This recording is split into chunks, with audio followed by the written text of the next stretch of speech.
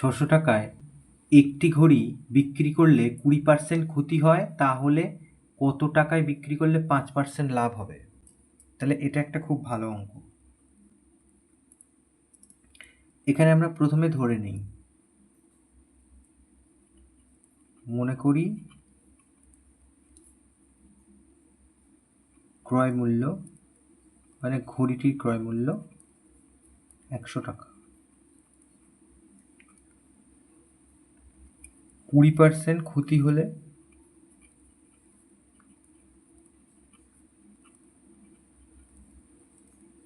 বিক্রয় মূল্য হয় 100-তে 20 টাকা কম, ক্ষতি হচ্ছে তাহলে 80 টাকা। তাহলে 80 টাকায় যদি বিক্রি হয় তাহলে 100 টাকা তার দাম হয়, তাহলে সেক্ষেত্রে 20 টাকা লস হচ্ছে, ক্ষতি হচ্ছে। তাহলে 600 টাকায় যদি বিক্রি করা হয়েছে তাহলে তার দামটা কত, আমরা ক্রয় মূল্যটা কত সেটা আমরা বার করি। তাহলে 80 টাকা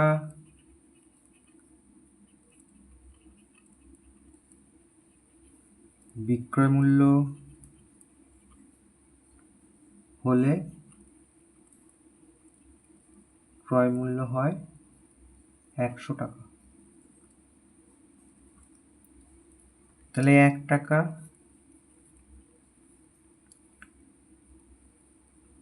তাহলে তলায় 80, এটা হলো। এইবার তাহলে 600 টাকা বলেছিল, তাহলে ঘড়িটি কেনা হয়েছে কত দামে সেটা বার করি। তাহলে 600 তলায় হবে 80, এখান থেকে এটা কাটা, 4 দিয়ে গেলে 4 2 8, 4 15 60, আর 2 দিয়ে গেলে এটা 50, তার মানে 5 15 75, তার মানে 750 টাকা। তার মানে 750 টাকায় কেনা হয়েছে, 600 টাকায় বিক্রি করা হয়েছে। তাহলে আমি তো ক্রয় মূল্য পেয়ে গেলাম। তাহলে অতএব ঘড়িটির ক্রয় মূল্য 750 টাকা।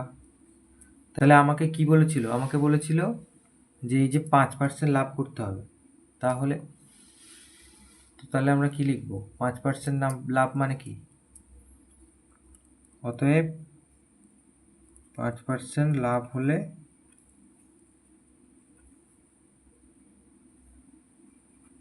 লাভ হয় 750 টাকার 5% আমরা বার করি হিসেব করে।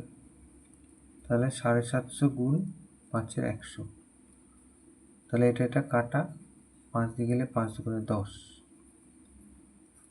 এত টাকা।